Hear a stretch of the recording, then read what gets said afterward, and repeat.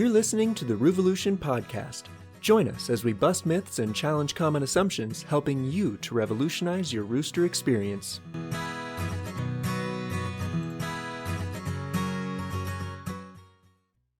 So today we wanted to talk about one of the big challenges keepers face when trying to educate themselves, whether they're a new keeper or an experienced keeper looking into an issue they're facing. One of the challenges they face is finding good information online. You'd think with the internet and the connectivity and the number of keepers that we wouldn't have this issue, but it seems that so much of the, at least readily available advice online is either incomplete or heavily biased or flat out wrong. Why is that? Well, there's a lot of things really at play here. It's an interesting situation with chickens because, first of all, they're an animal that's legally classified as livestock. And we probably all sort of assume this, but unless you've really put a lot of thought into it, it can be easy to feel like that doesn't really make much of a difference when it comes to product availability or care information or any of these things. But that alone kind of sets off this chain where all of the subsequent information is going to be viewed through that lens. And we're also going to find ourselves in a situation where the studies that are being done, the research that's being conducted is actually restricted because of this. So, I suppose the first factor that plays into this is that there just really are very few safe options for treatment for chickens. This is also, of course, impacted by the lack of research and the lack of studies, particularly for pet chicken keepers. So because chickens are often classified, as just a food-producing animal, there's not only legislation in place that prevents certain things from being used, certain treatments from being given to them, but there's also absolutely no money as of right now really to be made in developing new treatments or studying these things, studying side effects. Well, that's because 99% of chicken keepers are not seeking to get a full life expectancy out of their bird, right? Right. The pet keeping hobby is really very new. And so historically, the only concern that anyone really had when it came to chicken care is keeping them alive up to the point of processing, or in the case of laying hens, doing things like preventing pecking injuries in close quarters. There was really just no interest in looking into health when it comes to longevity. There was no interest in looking into, for instance, how to treat internal parasites that they would never be exposed to in that factory farm setting. They don't go outside. So you're not going to wind up dealing with the same things as a backyard keeper does. And for so many pet keepers, veterinary care is either inaccessible or simply unaffordable. And even if it is accessible, oftentimes even that is strongly biased towards that livestock mentality. Right, exactly. So the depth of experience that they have in treating for things is going to be really limited, You really have to find yourself like an avian vet, as someone who specializes in birds. Right. And so where we're starting at really is that we've got this animal that the only interest that has historically existed has been in keeping them alive and healthy enough to process and sell, for meat in stores, or keeping them in good enough condition to continue producing eggs. Well, so I think it's important to mention that, for hens, that might only be 2 or 3 years. Right, in most cases. For roosters, for meat birds. Yeah, about 4 months usually would be processing time. Yeah. And so this is the thing, we have a lot of information on what is required for calcium needs. We have a lot of information on things like feed efficiency, what to feed them to minimize the amount that they need to eat. But all of this stuff is very, very heavily driven through a lens of resource, not a companion animal. And when it comes to roosters, the situation is actually far more dire because, again, in the meat industry, they might be allowed to live, just those 4 months, but we're never going to see anything in terms of heart issues or, gout developing from eating excess calcium. We don't really have a lot of information on what goes into giving them a long life because they're never planned to have one in the first place. The birds who are born into the laying industry and wind up being male are gotten rid of immediately. They don't even make it past a day or two old. So there's just really zero interest in this topic. And unfortunately, that leaves keepers in a really tricky situation because we really kind of are flying blind. We're having to rely on not only just the personal experience of other keepers, but further, that's been restricted to things that are not tested and not studied, and often things that were never intended to be used on chickens in the first place. It's kind of a MacGyver situation where we're just taking the things that we hope if we throw enough stuff at the wall, something's going to stick, and then that gets replicated. So in this day and age, of course, we have a lot of these online communities. We have a lot of places where you can go and you can get seemingly a very fast consensus from a lot of people on what the best option is and what works. But something that I see come up all the time, and I think we've mentioned this before, is that when these questions get asked, they're usually asked in such a brief way. I mean, something literally as simple as, my chicken is sneezing, what do I do?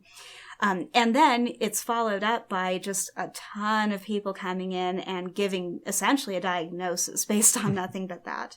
I've seen cases where, someone says that their chicken threw up and it's the middle of summer and there's all these people saying that they've got sour crop or that they've got some other serious condition. And I'll come in and I'll ask, okay, well, what had the bird been doing just prior to this? Are they showing any other signs of illness? Take note of the season. It's summer. Have they been hot? Is it hot where you live? And sure enough, they come back and they confirm that just prior to this, they had been drinking a ton of water. It's roasting where they are. And no, they haven't shown any other symptoms. And it was just the one time and it hasn't happened since. And of course, if you've looked into crop function and all of these things, it's not uncommon for a bird to drink a lot, lean over, and sort of leak that back out. So nothing horrible is going on here. But you've got people saying, to tip them upside down and force them to throw up to clear out the crop and to put, monostat down their beak and all of these things that, maybe with something like the monostat in the right situation would be the right course of action, but not when the bird just had a lot of water, So we get into these situations where these common questions that come up, there develops this sort of echo chamber. If a bird has scabs, it's fowl pox. If a bird is coughing, it's respiratory infection. If a bird has discharge from their eye, it's always going to be some horrible, infectious thing that you have to either, cull them or remove them from the flock. And nobody really seems to take into consideration all of those lesser explanations, like they may have just gotten something in their eye. Is it dusty? Are they seeing any other respiratory symptoms? And so as enough people see this, it becomes kind of the go-to answer. It's just they've seen other people give that information with that same symptom present. And so they start jumping to conclusions and assuming that that must be the answer here too. Of course, everyone wants to be helpful, so you get a lot of people coming in attempting to give useful advice, but really oftentimes misleading and neglecting to gather sufficient information to actually weigh in. I would say that's even a stretch to call that pseudoscience. So many of people's experiences are based on limited observation. They don't even know themselves what really went on or what multiple factors might have contributed to that or not contributed to it. It could have been something simple and they did a treatment and it didn't need the treatment and so it got better anyway. And they think that, what they did is the reason why. Right. I've seen that too. Things like people saying that they did some kind of treatment for dry fowl pox and that it cured it, and if you understand the virology behind fowl pox, there isn't a treatment for that, but it's entirely possible to spend enough time doing things that are actually having no impact for it to resolve on its own. Mm-hmm. So a lot of the stuff really is very misleading, and it becomes a very serious problem because it gives this false idea of consensus. And in actuality, it's like I often will tell people, you would never go into the doctor's office and say, my stomach feels bad. Why? Give me a drug. They're going to ask you so many follow-up questions about that. They're going to want to know how long it's been happening, if there's anything else that's been going on. Is it a sharp pain, dull pain, nauseous pain? there's just going to be so many elements that need to be evaluated there for them to even begin to get on track for what needs to be done to correct it. And the bottom line is, when we're looking at any other people's experiences online and the advice being given to them, or seeking it ourselves, there's going to be all of those same information requirements. It is a diagnosis. It's not a preferable one, and it's certainly not the best one, but that is what we're asking. We're asking for people to help confirm what's wrong. So if you see people who have given virtually no information and they're getting answers from people, it's pretty safe to dismiss literally every answer they've been given, because nobody in that dialogue has enough information to have an educated opinion in the first place. If you really want to know what is going on with the bird, definitely always be sure to provide as much detail as possible.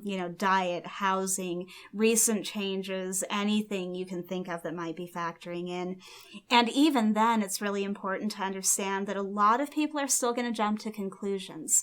A lot of people are going to kind of gloss over that, and they're just going to go with sort of, I guess you could say, the party line, the thing that they think is the most common explanation based on just the input they've seen from other people in that community.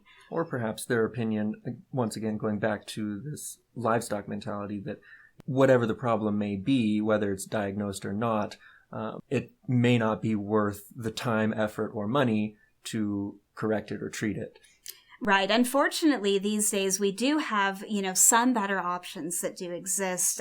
Those traditional ones that we frequently come across are driven by maybe, just a lack of a desire to treat it in a better way, but also, historically, really a serious lack of options.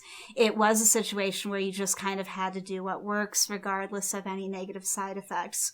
We've got things still to this day, like Bluecoat is a wonderful example of something that has been used for a really long time. In fact, it's usually about the only justification I've seen people make for continuing to use it, is that it's been done forever, and how could there possibly be a problem? But as other related studies into certain ingredients in that product have been conducted, it's been found to be carcinogenic. It's been banned actually now in a few different countries, but unfortunately, at least in the US, it can still be sold in stores. It doesn't need to have a warning attached to it. I believe it does have a lifetime egg withdrawal. It's something that we opted not to use as soon as we confirmed that there was any kind of a cancer-causing element going on there. But it is something that a lot of times people have no idea what that drawback might be. And so all we're really looking at in a lot of these questions is, does it accomplish what we're trying to accomplish? But because we have so little information, oftentimes it is subjecting the animal to an even greater risk, or a completely separate risk that we're not trying to bring on. And I guess that's not to say that, it doesn't have its place, that, it wouldn't be the lesser of two evils in a certain scenario. I just think that so often it's a go-to when, in fact, it should maybe be weighed a little heavier than it is. There may be other options that are just as convenient, just as available, just as cheap, that will do the same thing, have the same result, but with fewer risks to the bird. Right, exactly. And that's the thing, is you can't even weigh that lesser of two evils question unless you have all of the information on what it is that you're getting into. And so that's the biggest problem here, really, is that those warnings aren't given. For instance, something that came up for us recently, we had a bird with a crack in her beak, and it was in a position, and it looked to be the sort of situation where if it wasn't stabilized and if it was allowed to be worsened, it could have wound up extending and compromising her beak to the point that she could have lost her ability to eat. So this was one of those situations where we really needed to do something about this, and we needed to do something quickly. And I have given this information that I'm about to share to other keepers, but always with heavy disclaimers. But what we wound up doing was taking a piece of tea bag, something that we did find online, and using a gel super glue to very, very, very carefully create a splint over that crack. Now, the thing is, when you come across this information online, oftentimes it's literally just, take a piece of tea bag and just super glue it onto the beak to hold it in place. But they don't give all of the warnings about, for instance, that those fumes are incredibly caustic. They don't give warnings that it's important to use a gel versus a liquid, because the liquid is going to be much more prone to dripping down and doing things like gluing their beak shut or gluing their tongue to the roof of their mouth. They don't let you know that you're going to need to confirm that that break isn't clean through the hard palate, the roof of the mouth there, because if it is, it's going to drip down directly into their mouth.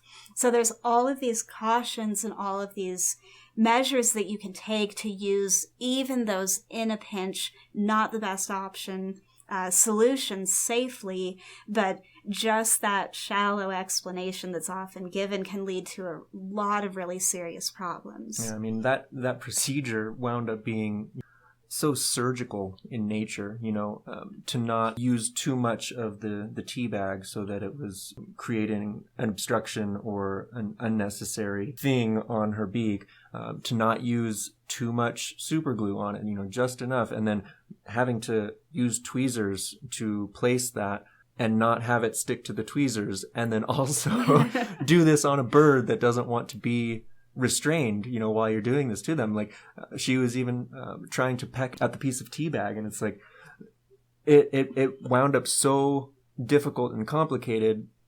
And when that sort of level of detail and instruction isn't given, I can imagine many people, going into it, winging it, and not having, perhaps a particular background that would set them up to do that so precisely and carefully. I mean, I never worked in the field, but I went to paramedic school for 3 years. And, so I have that background, at least, and that knowledge. And if somebody isn't thinking along those lines, they're maybe going to cut the piece bigger and use more super glue and just lay it on there. Another thing too that we wound up thinking about on our own that wasn't even part of the instructions we found was allowing a small spot at the bottom of the crack for drainage. Right. When Yeah. when that immune response kicks in and there's any like fluid buildup under the beak, that has to have somewhere to go. And if you use too much of the tea bag, too much super glue, and seal that off, that can build up and lead to infection. Right. And even as careful as we were, there was a risk that could have gone badly. It could have become an infection. It could have had all kinds of things go wrong. So it's one of those things that I always hesitate to tell people never, ever do this. I think if you're in a situation where the bird could literally be handicapped for the rest of their life, be getting tube fed, if they're even kept alive at that point at all, I think in that case it may be justified to take that risk, but with extreme caution and with a lot of attention to detail. Well, or take them to a vet. Right. And but then we're back to, Yeah. cost and availability, access to someone who's experienced with birds specifically. And that can be, potentially impossible for somebody. Right, exactly. And that's the thing is, this question really comes down to two sides, one of which is being driven sort of by necessity of just go ahead and just do whatever might work and hope for the best in these situations, which unfortunately, you can do with chickens. They are classified as livestock. No one's going to come banging on your door or hauling you into court for doing something painful or reckless in treating them as they would maybe a cat or a dog. But the other side of the argument is, well, take them to a vet, right? And it's always said as though it's that easy, as though just get up, get in the car, and just go get them help. But the problem, of course, is, as probably a lot of you listening know, it's not actually that easy always to just go to a vet. Oftentimes you don't have any vets in your area who will even accept a chicken. You call and you beg and you plead and they say, nope, sorry, we don't deal with chickens here. Or maybe you just simply can't afford the cost of the procedure that they're going to charge because they're expensive. Or sometimes these things happen, after business hours or on the weekend. Yeah, that's true. And maybe they have an emergency line and and maybe they're willing to squeeze you in. But the fact of the matter is a lot of vets are just not going to go that far out of their way, either because they aren't interested in doing so, they don't think that they're going to stand to make enough off of that time spent, or frankly, they sometimes just don't feel like it makes any sense to do it. Coming back, kind of again to this livestock classification, and a lot of people will fault the vets in this situation, claiming that they should be more receptive, they should be more open to seeing other animals and not be so tunnel vision on cats and dogs. But again, like most things when it comes to keeping, it's really not quite that simple, because when vets go to veterinary school, they're going to be trained on the animals that they're most likely to encounter. If they want to learn to do something like treat chickens, that's additional study, it's additional education, additional tuition, and they're not going to take that on unless they know that it's going to be something they can use. So given how few people are even willing to take a chicken to the vet, we'd basically be asking them to put in additional time, additional debt in studying that, and wind up quite possibly never once having to rely on it and never needing it. So it's all kind of tangled up in this, that a lot of vets really would like to help, but they're being honest when they say, I can't see chickens. It's not I don't want to. It's I'm not qualified. I don't have the training and I don't have the experience or the knowledge to help them. So this becomes really, really tricky. I will say maybe the next best thing is, like we said earlier, an avian vet, someone who does specialize in pet birds. Because there are plenty of those. Lots of people have pet birds, parrots and parakeets and the like. And not a ton, but many vets do get into that sort of specialty. And there are a lot of parallels between different bird species. So it may not be, a perfect one-to-one, but that's going to be the next best option. Right, it's going to be better than nothing because they're at least trained broadly on avians. So it's something that I always recommend that people do. If they call their family vet, that they see for their dog and they turn them down, try looking for exotic vets, anyone who's willing to treat pet birds, parrots. Even reptiles. Yeah, exactly. They're usually going to have at least a bit of training in a much more diverse range of species. Now, there's still, the issue of whether or not you can afford that treatment. So really, truly, a lot of keepers are in a position where it's let the bird just struggle, euthanize, or that's about it in some cases, or use these methods that are really kind of just winging it. But at the same time, even if you go to the vet, they're going to be forced to rely oftentimes on things like off-label medications. So this, again, comes back to the industry-driven research and product availability. There is absolutely no money to be made by the farming industry, by at least the mass-produced, the factory farm industry in treating things like tapeworms is a perfect example that we've had experience with. There is literally no tested and approved drug on the market for treating chicken tapeworms. Every single one is going to be off-label. And you might be thinking to yourself, well, hold on a second, because isn't there one in particular that is supposed to be effective? And yes, there is one that is no longer effective. I'm not even going to put the name out there because I don't want anyone going and trying to use it and wasting time and money doing that. But if you do a quick search on it, you'll find, the one FDA-approved treatment for tapeworms. And if you search even further, you'll find that because of resistance issues, that is no longer effective either. So the only thing that I'm aware of at the moment that's effective against that would be Zomectrin Gold, which is designed for horses. So we're taking a horse medication, a highly concentrated horse medication, and administering it to, a 5 to 8 pound bird in most cases, which is terrifying enough on its own. It also does have a fairly narrow toxicity margin. So we find ourselves kind of just having to bite the bullet and do these things, not out of negligence, but because there's just really no better option. And we're relying on, individuals in the community with their experience to judge what dosage to give. Chickens and birds in general have, a faster metabolism, and they process different things differently, obviously, than a horse, differently than a human, differently than other animals that these drugs are approved for.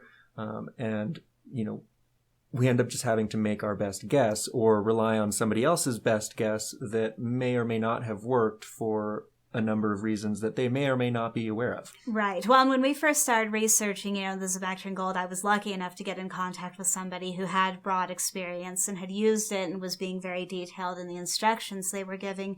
But the vast majority of times that I see that recommended, people are indicating give a pea-size amount. That's all the information on dosage they give, pea size. They don't seek to confirm whether the keeper has a bantam breed, a Brahma, none of this. And of course it matters. It matters tremendously. Right, what size of pea. So there are dosages. There are actual specific by pound dosages that you can find, but it is like a needle in a haystack tracking them down. And even when the explanation sounds really, really logical, I'm thinking now of meloxicam, something that a lot of keepers have had to rely on for pain management or treatment of inflammation. It's a very, very commonly prescribed drug and is frequently used in chickens. But I've seen cases of that being overdosed to the point that the chicken dies of it. And it's because a great number of vets may not be aware that that has, again, these interesting toxicity concerns, where it's really one of the only drugs that is used in chickens that can't be overdosed. And if you ask why it is that the dose of this is maybe being recommended at such a high rate, just to clarify real quick, it can be overdosed, and it often is overdosed. Just to say it shouldn't be overdosed. Right. As in other medications, chickens require a higher dosage than a mammal, for example. But this drug, meloxicam, should not be multiplied in its dosage due to their metabolism. Right. There's this common guideline, which is absolutely accurate, that you have to increase dosages because of their fast metabolism. And this applies in almost all cases. The issue is that meloxicam has some incredibly concerning heart-related side effects if given in excess. So it's a very weird and rare case where it's better to give the weaker amount and maybe have it be a bit less effective than it is to chance those drawbacks if you give it in the amount that would normally be advised for a chicken. And you'll hear very educated people, come in and say that this is perfectly fine and, oh, no, it has to be a really high amount because they're a chicken, without recognizing that there is a particular concern with this specific drug. And again, if you dig around enough, you will find this information, but even in the cases where the advice and the support being offered for that advice is very compelling, we can still have these problems. So, to put it generally, when you're seeking information, you really have to be skeptical to such a high degree. You have to become your own researcher, your own doctor, or rather your own chicken's doctor, and do that research. You can't just take the first result on Google. Please don't ever take the first result on Google.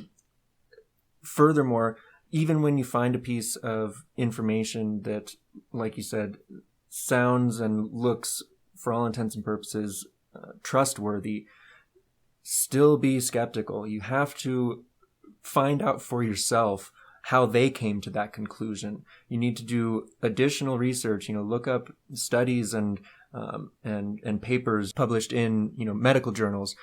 Look to other species, research in other bird species, research in humans even.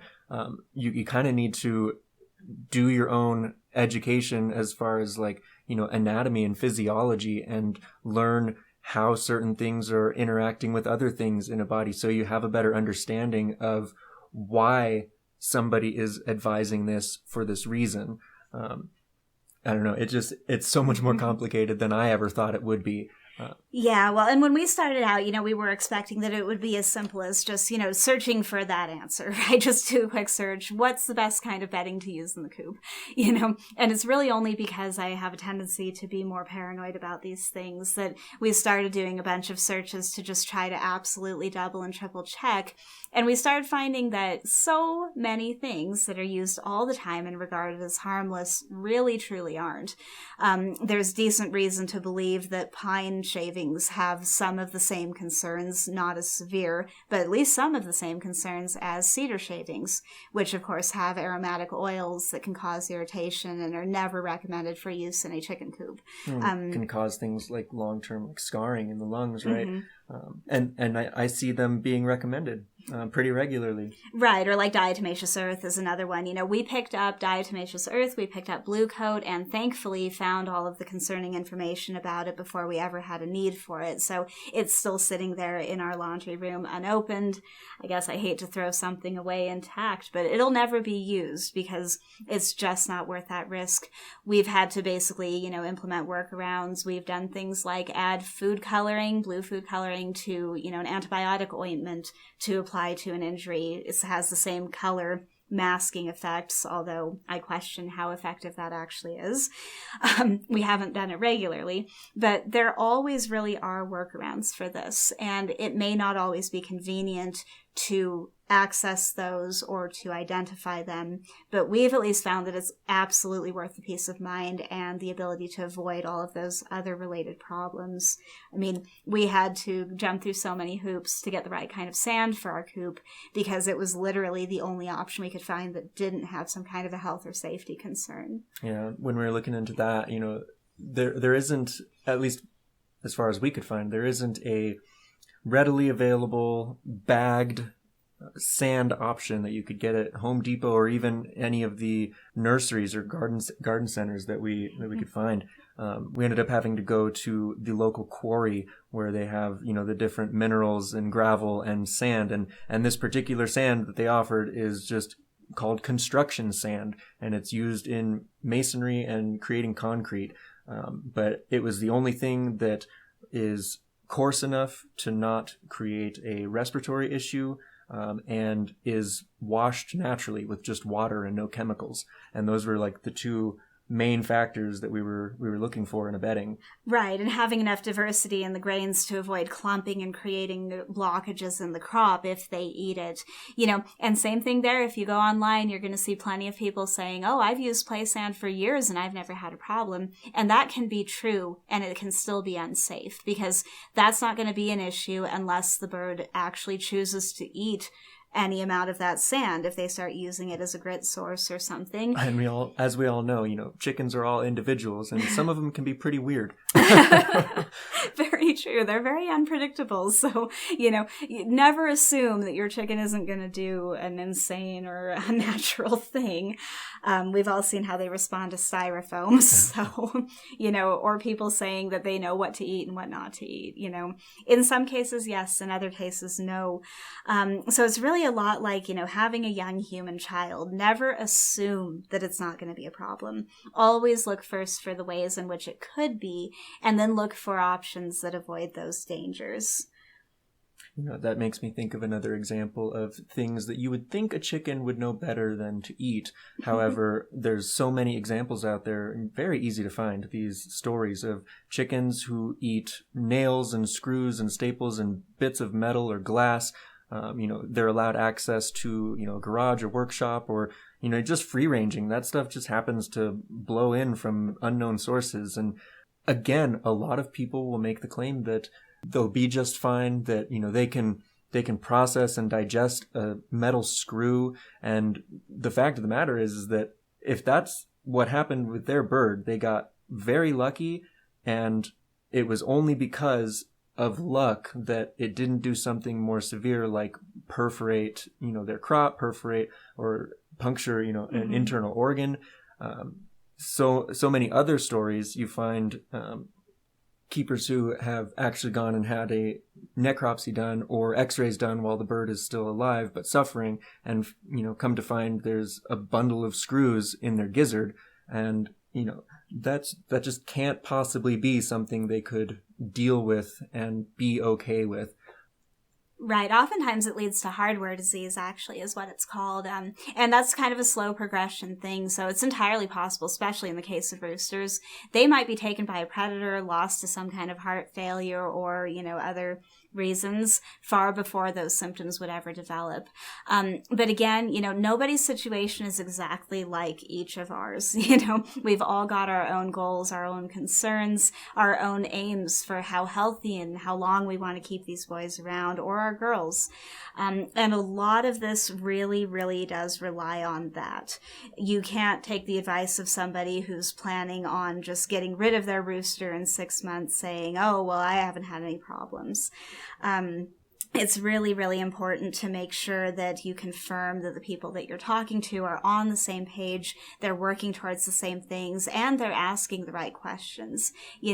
Any time that someone comes in and says, oh, this is fine because I've never had problems, or that's not a problem because they're acting like they're just fine. I mean, shoot, just the other day I came across a post someone had made. They were holding, and if you don't want any images put in your mind of any kind of graphic injuries to birds, just skip ahead maybe I don't know, I'm going to have to guess here, probably 15 seconds or so. In 3, 2, 1. This keeper was holding the bird by their legs on camera. The bird looked utterly horrified, and they had apparently been gotten by a dog. They had had their wing ripped off to the point that their wing bone was sticking out completely exposed about 4 inches. Hopefully this is a safe point for anyone who skipped to come back in. But the bottom line here is that the way that they were depicting this was that the bird was eating and drinking and seemed, quote, fine. And this is not something that you would ever come across in any species other than chickens. I can't even imagine someone going to a dog forum with a similar situation and going, well, they're eating and drinking and they seem fine. Is it okay to just see what happens? No, that is a medical emergency. That is going to be a systemic bone infection in very short order if it isn't already, not to mention that the suffering and pain that's being experienced in that situation is astronomical. So when we see things like this, sadly, it's a really, really clear indicator that there is a serious disconnect in a lot of members of the community when it comes to what is appropriate, what is responsible, what that animal is experiencing in that process. This is the number one thing that makes me raise an eyebrow when anyone tries to say, oh, they're fine, they don't mind this, it's not a big deal, it doesn't bother them. If we can look at a situation like the one I just described, and anyone out there is going to, with confidence or comfort, describe that as seeming fine, we've got a serious problem here. And, all of this isn't to say that we have all the answers. We try and do our best to give advice and point people in the right direction. But all of this said, if you ever get advice from us, we strongly urge you to do further research as well and make sure what we're saying applies to your situation and that we haven't missed anything, because we are fallible too. Right. Well, absolutely. That's one of the things I always tell people is do not just take my word for it. Go confirm, verify, see if there's any other questions that you think of that you need to ask, and I will do my best to answer them. It's always going to be a process of independent research, unfortunately, just because of the situation being what it is. Such often misguided consensus, stuff like dipping their legs in gasoline, to treat for scaly leg mites. Sure, it might work, but don't for an instant believe that that's good for the bird or that it's the best option. And if you care about your bird as a pet and you don't want to do anything that would expose them to discomfort or harm unnecessarily, always have that on the back burner of your mind, that a lot of people out there are not taking this into consideration. Even vets. I hear so many stories of people having to practically fight with their vets to get medical care just because the vet feels like it doesn't make any sense. It's easier to just euthanize. It's going to cost money or take time to help them recover. It's just such a radically different perspective. So one piece of advice I always give to people is when you come across any recommendation when it comes to chicken care, ask yourself if this is something you would ever entertain for a cat or a dog. If this is not the way that you would go about treating a cat or a dog, if you would be horrified to see that recommendation made for any other species, there is a very good chance you should reject it out of hand for this one. I can't think of a single thing that could be recommended for chickens that is an appropriate or compassionate treatment option that would generate that kind of shock or outrage with another animal. There may be things that wouldn't make sense with another animal because of just individual physiology, different species. But, things like in the case of a very grievous injury, just, rinsing it off with saline, spraying it a few times a day and seeing how it goes. You're just never going to see that recommended for anything else. Even horses, I'd frankly be shocked if even cattle were regarded with such a dismissive attitude, likely just because they're far more expensive to replace. I really do think that there is an element of seeing chickens as sort of disposable and just easy to get another one, not much of an inconvenience. Well, and unfortunately, a lot of that is driven by a lack of connection. The keepers who view it that way typically don't take the time to see and get to know the personalities of the chickens and come to love them. And that's really the difference. So if you love your animals of any species, chickens included, definitely be skeptical of the information you're seeing. It makes me think of another example. Just because someone is popular or a certain piece of advice is popular, just because it's on TikTok and has 1 million views, it doesn't mean it's the right thing to do. One of these things that I see way too often and getting repeated by other, quote, content creators on TikTok and YouTube is holding the bird on its back. So many people are claiming it calms them down. It makes them, docile and they love it. They just fall asleep, and it's actually suffocating them. Like, the chicken's lungs are on their back and they don't have a diaphragm to open and close them. So when they're on their back, the weight of their organs is pressing down on their lungs, and they're literally like holding their breath or, suffocating. And, if you happen to turn them back over quick enough, they may not die, but I guarantee you there's a lot of people out there not admitting that they did that and wound up with a dead chicken. Right, that's a very fair point, because you see a lot of people saying, oh, well, it's not a problem, and meaning, of course, that they didn't die. But of course, it's still going to be a very unpleasant and stressful experience for the animal. And their responses are misleading. As we've talked about before, you really can't assume that they're going to react the way a human would to these things. It's like you see on TikTok quite a lot, the idea of drawing a line, holding them to the ground and drawing a line, and they get hypnotized is what it's often depicted as. What's actually going on is something called tonic immobility, which is a very, very severe fear response. They're essentially going into a catatonic, shut-down state because they feel, for whatever reason, like death is imminent. And tonic immobility is something that has been widely studied. There's a great deal of information on it. But to just look at the video, from a human lens, it really looks like just a silly thing. Oh, those goofy chickens lying there for no reason. If something seems that odd, probably there's something more going on. It's usually a red flag and it's worth further investigation. If it looks like it's just something very, very quirky, I always take that as a sign to kind of try to figure out what's actually happening. Yeah. And usually it's not very pleasant, whatever it is. Definitely. Just wanted to reiterate, don't believe everything you see, whether that's from us or from some popular TikToker or YouTuber. And I just really want to ask this of you all. If you have the opportunity, if you can take the time to do so, one of the biggest ways you could help the world of chickens, out there is to call these people out. Please do leave a comment on their videos. Let them know what they apparently don't know or what they're refusing to acknowledge. It's dangerous for so many birds, and the fact that it just gets millions of views and likes and shared around is, making the problem so much worse. Right. And you might be, if you do that, you might meet some resistance. You're probably going to have a few people come in and try to say that you're overreacting or, question that. But something that I always try to remember is how many silent readers are out there.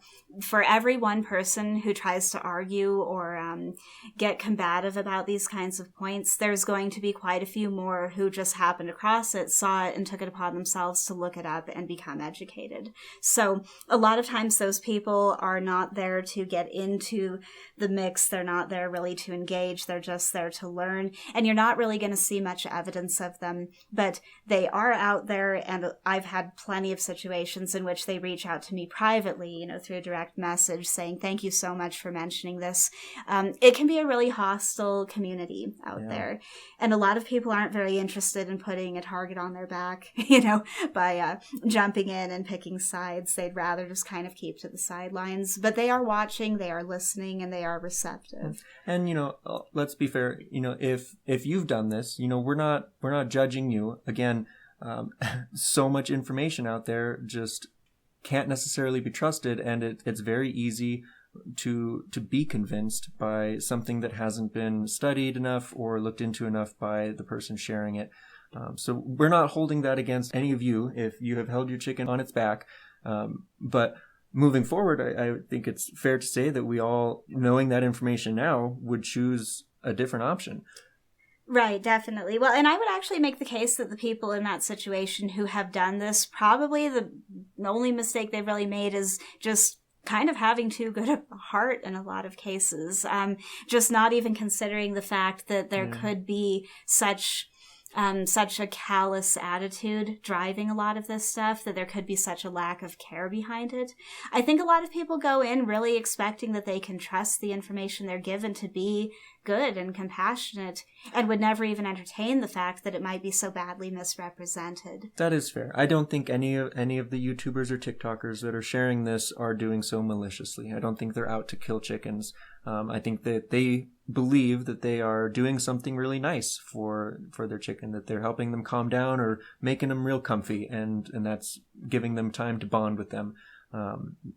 I just hate to think of all of the people who try this and wind up with a dead bird in their arms, and maybe they have no idea why, and they don't even link it to that. Right, or just the heartbreak of knowing that they've been put through a stressful situation like that, even when your intentions are good. I mean, I've been in the position of making people aware of that concern, always so that they can avoid any kind of tragedy in the future.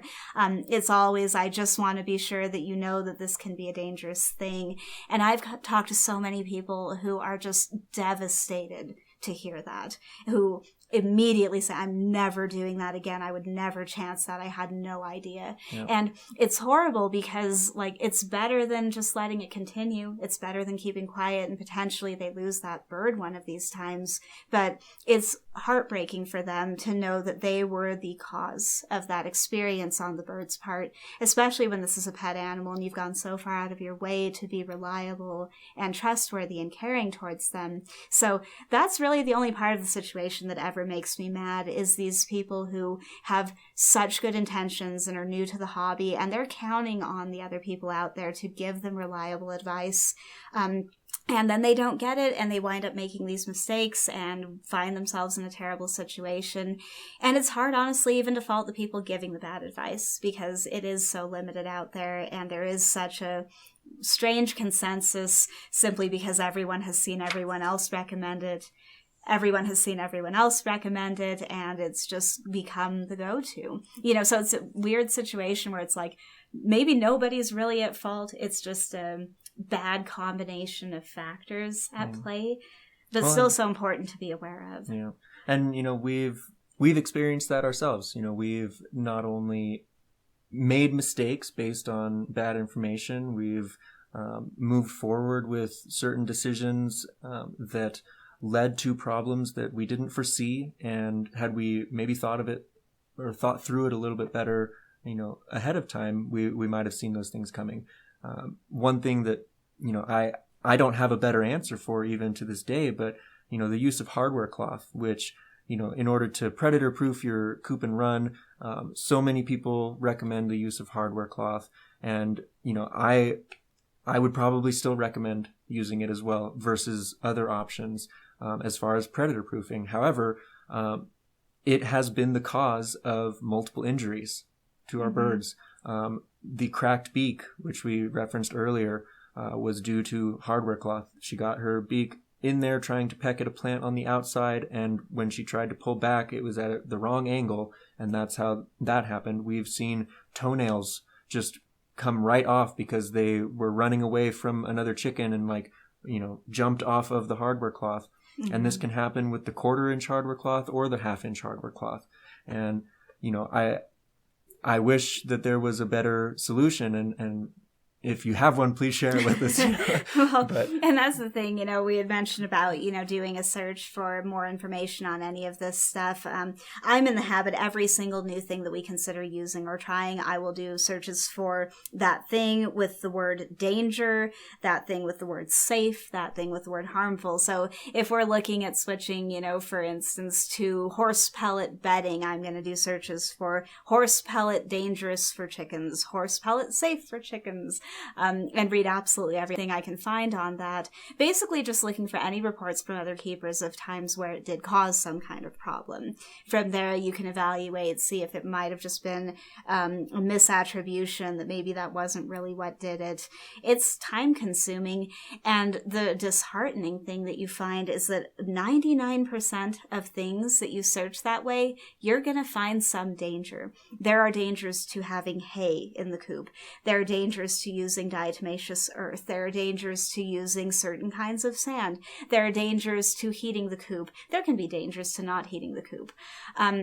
So it always boils down to, again, kind of this lesser of two evils thing.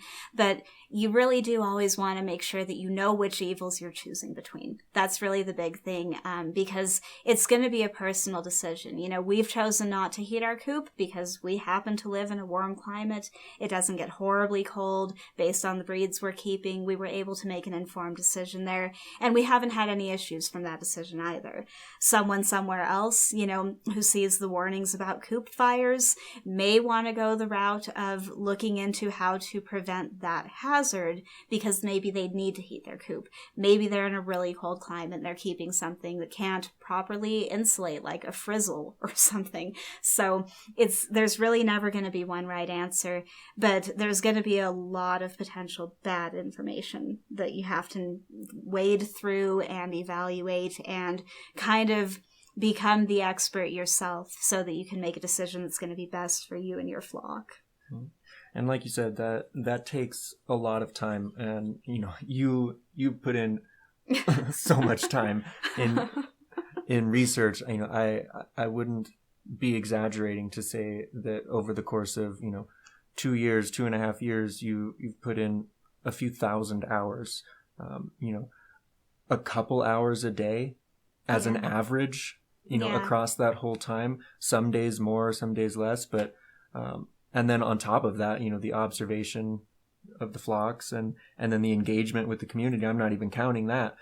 Yeah, I mean, I have in some areas in particular, research to the point where if I try to continue, I wind up just coming back to things that I've already read because there's just literally nothing else. That's usually when I try to pull myself away. When I see that now I'm just rereading the same forum posts and studies and articles and discussions that I've already poured over. But it's still really worth it. It's intimidating and it can be daunting. And this is really the sort of thing that's going to be crucial even if you have a vet, honestly, because, we really have found that even the vets oftentimes aren't really sure because they're dealing with a lot of these same restrictions that we are. They don't just have magically better treatment options necessarily. They don't just also have better studies to go off of. They're going off of those same ones. So it's tough all the way around. But we could at least give, maybe a bit of a breakdown, just step by step, for getting to the root of the issue, getting the best information to apply, which would start with first just being skeptical. Just because a lot of people are suggesting it does not mean that it's the right way to go about it. You want to go ahead and independently confirm to the best of your ability. You're probably going to find that there's not a lot of formal research. Do what you can, look to the closest species that you can. If you can't find any information there, maybe even I've gone so far as to look up studies in humans, for things like wound healing timelines before, because I couldn't find anything more applicable than that in the moment. You want to consider whether the person who's advising you actually has all of the necessary information. Does your question depend on breeds being kept, climate, whether you're keeping both roosters and hens, just roosters, all of this. If someone tells you roosters can eat layer feed and it's perfectly fine, question what their goals are, question whether they're aware of those complications, question how they would confirm, if that rooster is going to take years to develop problems and he's only a year old, probably a reason to raise a red flag there and not trust that to be the correct answer. Remember also that you're probably going to find yourself feeling a little biased personally in some cases. It's really hard to see them out in their coop, in the winter when it's cold. It's really tempting to want to do things like provide heating. You don't want to subject them to temperature shock. You don't want to subject them to coop fires in the middle of the night from all the dust getting in those electronic parts. There are some real concerns, and it really should come down to sometimes tough love is actually going to be the best and the safest option, but you're going to want to verify that that is the case in your situation. Just remain open-minded and try to prioritize what's going to be the least likely to cause health problems or injuries or any of these things, even if it might be a little less cushy. We've had to deal with this actually with talking about maybe trying to pad our roosts and worrying about, is that going to create a habitat for pests? They might like to have a cushy surface, to sleep on at night. But if that's going to expose them to parasites that are going to compromise their health, that's where we may have to fall back and say, it may just have to remain wood.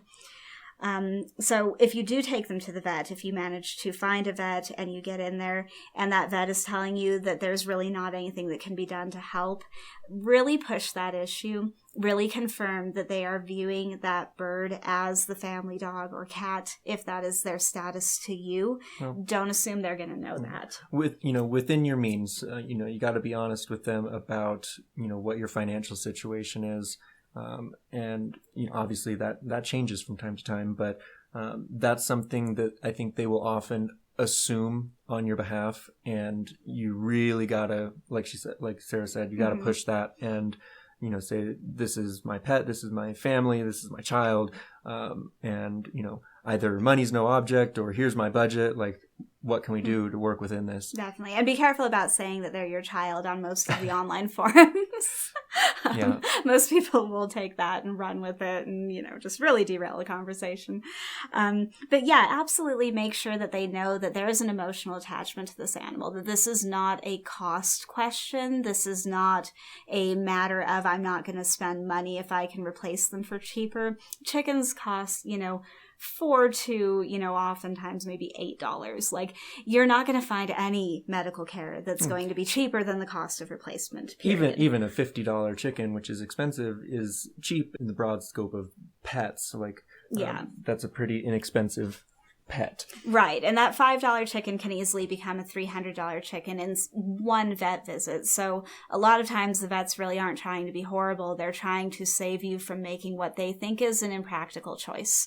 But that isn't their call to make. And it's important to remember and not be shamed out of that. Never let anyone tell you that it's irrational or unreasonable to pursue the best care you can for your animal. And definitely go in there prepared to make that point clear. Like I said, never assume that they're already working from that perspective, even if they are a vet and even if they are used to treating family companions. And so the next thing would be, as we mentioned, if you wouldn't do it for a dog or a cat, raise an eyebrow, a really, really serious one, because that's probably going to be a good indicator that this is something that's being done out of a lack of concern and not because it's actually the best option. Google those suggestions, do a search, look specifically for any known dangers, contraindications, safety concerns, and make that a branching thing. If you find one, go on to the next thing, look into that, pretty much until you feel like you have a solid grasp on the subject and everything that you're weighing, and then make a decision based on that. But all of that said, the best option is always going to be to at least have a set plan in advance, and always to try, if possible, to have access to a vet in advance. On that note, having a plan, I think it's a really good idea to, have a cabinet or drawer of supplies at the ready. You don't want to be faced with a life-threatening situation and not have a common, thing like styptic powder or bandages or Vetterson spray. You don't want to be without that when it counts. This actually reminds me of a recent episode on the Crazy Chicken People podcast, which if you haven't checked that out, definitely go check it out. It's a great source of information. Thomas is so clearly passionate about his birds and sharing his experience and information with others to help them have a better experience with their flock. But in this particular episode, he was going over some things that he wished he'd known sooner, some things he wished he'd done differently. And on that list is a medical go bag, just a tool bag that he threw some medical supplies in, things that he could have at the ready in case a bird was injured or ill, or in a life-threatening situation. And, it's just something that we definitely highly agree with and highly recommend you do as well. Definitely want to be prepared and have the basic necessary supplies at the ready. You never want to be scrambling to find something, or worse, not have it on hand when you need it. Right, definitely. And I would absolutely echo that recommendation. I mean, he does such a great job of walking that line between adoring his birds. I can assure he absolutely understands that emotional connection and where keepers are coming from when they bond with these animals.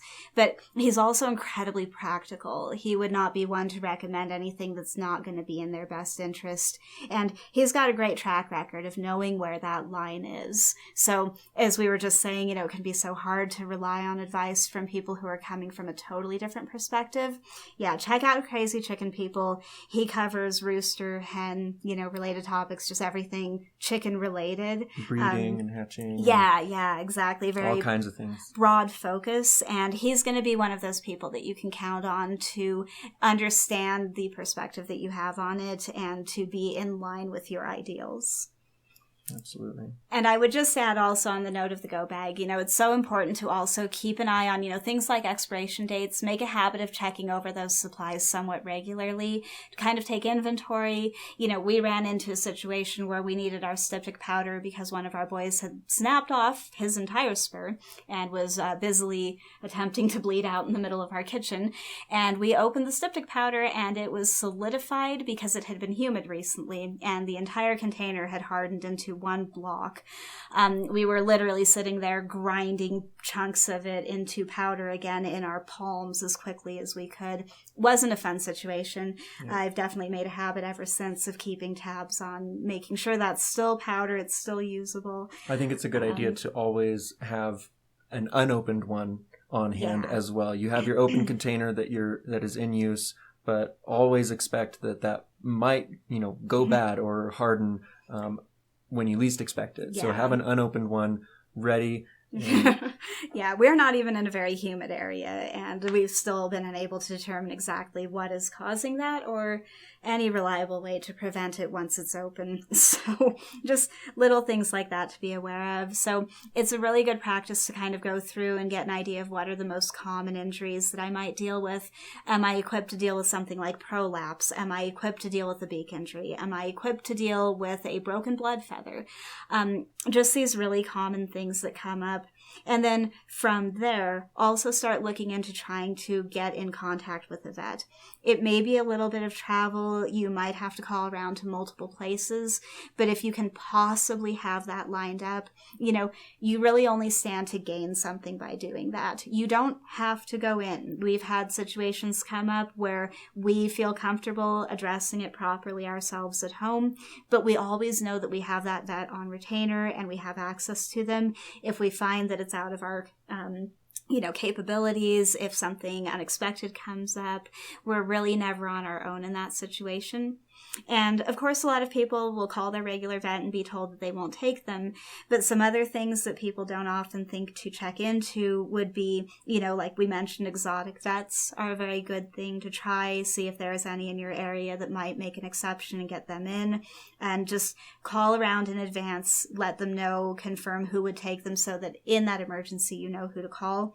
If that fails, you don't have any exotics, you're in a very small town maybe, call your local 4-H, because they're oftentimes going to have at least a traveling, farm vet or something that they work with. And a lot of times they will be willing to give you their name and contact information, and you can get set up with them as someone that they'll work with too. If that fails, reach out to your local agriculture department, state agricultural department. Try to find out if they have a list of people who are near enough to your area that you could get in contact with them if need be.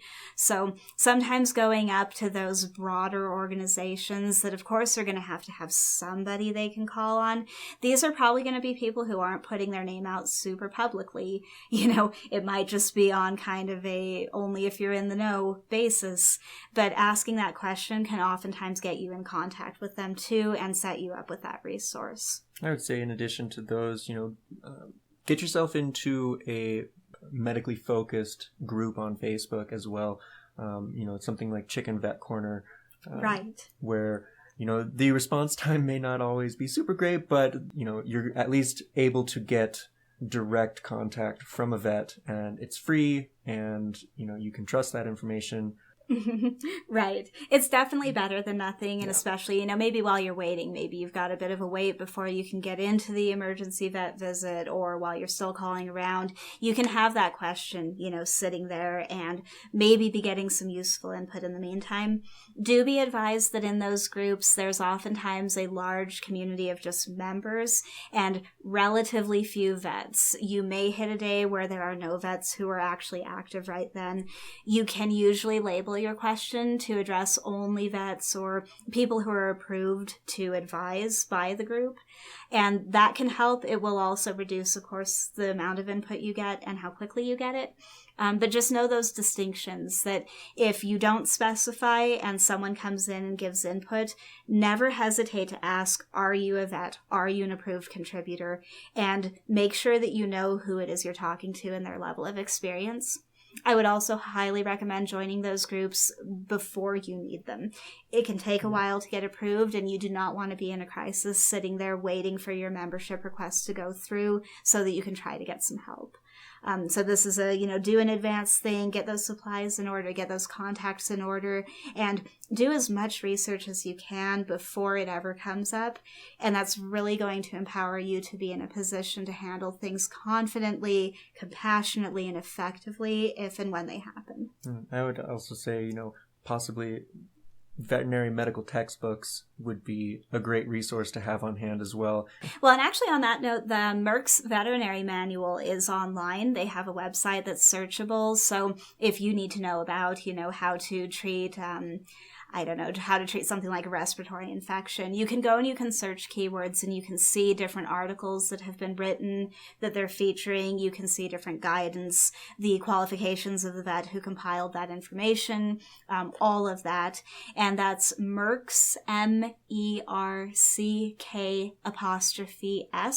veterinary manual. If you do search for that, it should be about the first thing to come up. And it's basically what would have been, maybe a paper publication, but it's going to be in an online searchable format. There's no cost to use this. It's just a searchable database, and one that should be very reliable. You should be able to trust whatever information you find there.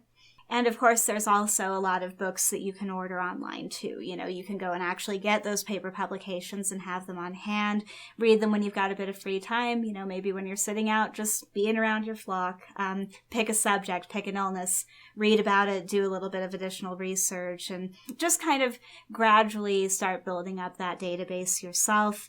And you'll find yourself also much more confident going into those online discussions and being able to quickly evaluate whether what's being said has any merit or doesn't. Definitely. Another resource that I could highly recommend would be the Bitchin Chickens blog, Bitchin Chickens. And that is run by Claire, who we have worked with for quite a while, just back and forth, kind of writing some articles for her to feature, and know well enough to say that she puts an immense amount of time into the research she does. She has incredibly high standards to only publish information that she has personally verified that she can stand behind.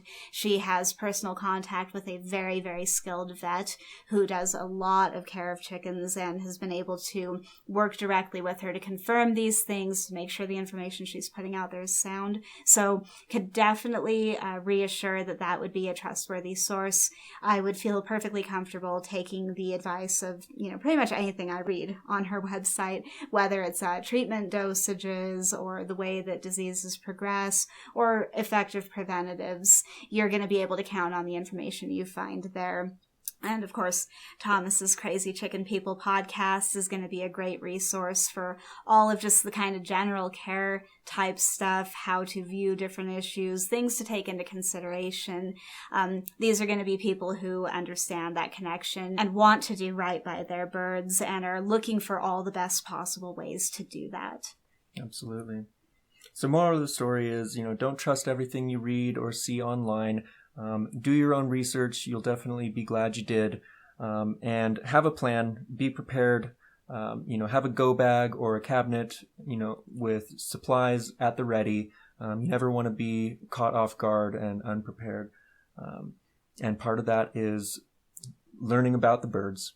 So I think that's going to wrap it up for this week. Thank you so much once again for listening. We do hope that the information was of some use to you. And, if you have any questions, don't hesitate to give us an email or leave them in the comments. But we just wanted to thank you again for listening, and we hope to see you again next week. Take care.